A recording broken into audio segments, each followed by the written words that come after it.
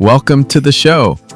Madison, I keep picturing a marketing team with 14 tabs open, 3 Slack channels melting down, a paid social campaign launching at 9, a webinar at 11, and a dashboard updating every 15 minutes. And somehow, they're still less strategic than the quiet team that ships one clear message a month. Yeah, because motion is not alignment. If you can't answer 3 things, what market are we actually in? What outcome are we trying to create? And why should we win versus alternatives? Then all that activity is just expensive cardio. Expensive cardio is such a brutal phrase. But that's the problem, right? Teams confuse speed with progress. They see campaigns going live, emails getting sent, content getting published, and think, we're moving. But if sales wants bigger accounts, marketing is optimizing for cheap leads, and product is building for retention, that's not momentum. That's drift with a budget. Exactly. And that drift shows up in the metrics. You'll see high click-through rates, maybe decent traffic, maybe even lead volume, but pipeline quality is off or retention is flat. The signal is saying one thing: your system is producing output without producing the intended business result. Wait, system is the key word there. Because a lot of people hear planning and think giant annual offsite, stale deck, somebody says North Star 12 times, and then nobody opens the file again. Yes, the ceremonial strategy PDF. My favorite useless artifact. A real plan is not a document you admire. It's a living system that forces trade-offs. It tells the team what to prioritize, what to measure, and just as important, what not to do. If your plan can't help a manager say no on a Tuesday afternoon, it's not a plan. That Tuesday test is good. So let me try to play this back. You're saying strategy isn't we're going to grow awareness and drive revenue, because that's basically corporate wallpaper. Strategy is more like, in this market, for this customer, we're going to win this way, and therefore these channels, messages, and offers matter more than the other stuff. Almost. I'd sharpen one word. Not just this customer in the abstract, but this buying situation. Because different situations change what customers value. And if you miss that, you create generic plans that feel busy, but don't cohere. So speed without direction isn't neutral, it's costly. You're paying people, platforms, agencies, software, media spend, all to accelerate confusion. Right. Misalignment compounds. 1 quarter of fuzzy planning becomes 6 months of bad creative briefs, wrong channel bets, and KPIs that flatter activity instead of performance. That's why planning has to be ongoing. Diagnose what's happening, adjust assumptions, tighten focus, repeat. A plan is a system for learning under pressure, not a once-a-year ceremony. Which is honestly kind of freeing, because it means strategy isn't the opposite of action. It's the thing that makes action cheaper, faster, and less dumb. Here's where a lot of teams go wrong. They define their market way too broadly. They'll say, our audience is women 25 to 44, or small business owners, as if demographics by themselves explain choice. They don't. Motive explains choice. So women 25 to 44 tells me who might buy. Motive tells me why they're shopping in the first place. Exactly. And the why changes the competitive set. Someone buying software to save time is in a different market, functionally, than someone buying software to reduce risk, even if they have the same title and company size. Same person on paper, different decision logic in reality. That different decision logic line matters, because once you define the market by motive, your competitors get weird fast. Not weird, clarifying.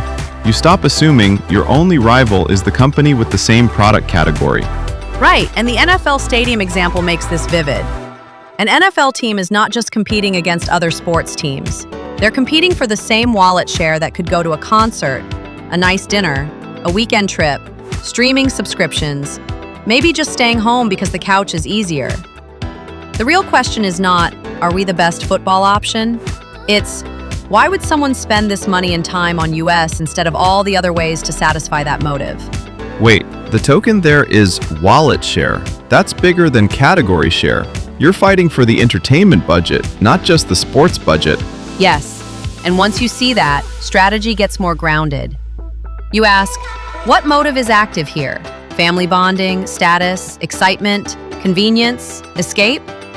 What alternatives already serve that motive? And where is our value advantage? Better experience, lower friction, stronger identity signal, whatever it is. I love this because it fixes a super common digital marketing mistake. Teams optimize ads against a category label and then wonder why conversion is soft. But the customer wasn't shopping for a SaaS platform. They were trying to stop losing hours every week or avoid getting yelled at in the Monday pipeline meeting. Very different emotional fuel. Fear of the Monday pipeline meeting is, frankly, a powerful market force. But yes, motive shapes message. If the motive is urgency, your value proposition has to reduce time to value. If the motive is confidence, proof and credibility matter more. If the motive is cost control, then ease and delight alone probably won't close the gap. So when someone says, "Who are our competitors?" the lazy answer is a list of logos. The strategic answer is a map.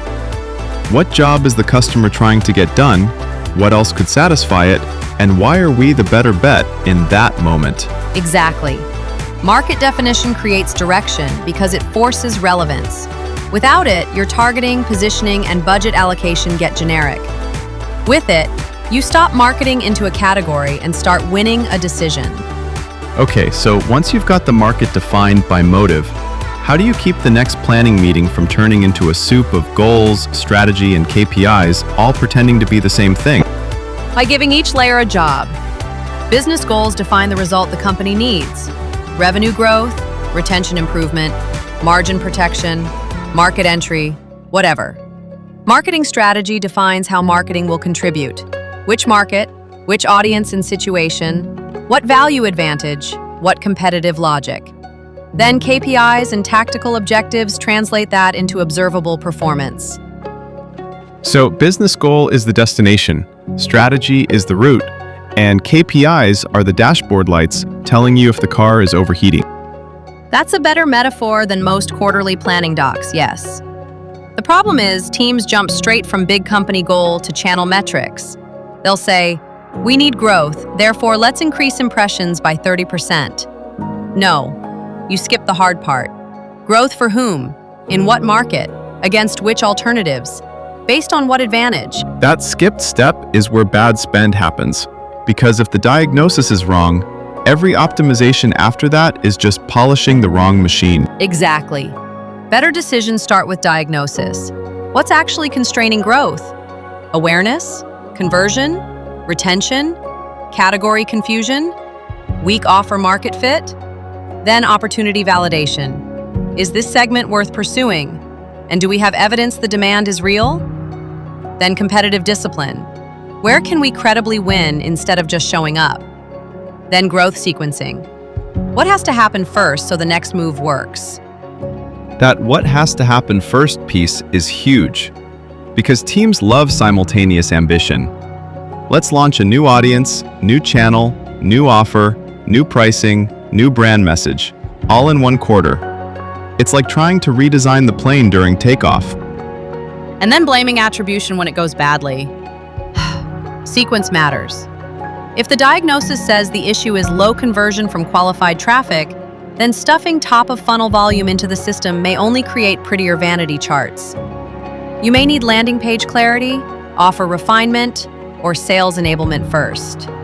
Okay, give me the clean handoff into SMART objectives, because that's where people either get disciplined or start writing motivational posters. SMART objectives make strategy operational. Specific, measurable, achievable, relevant, time-bound.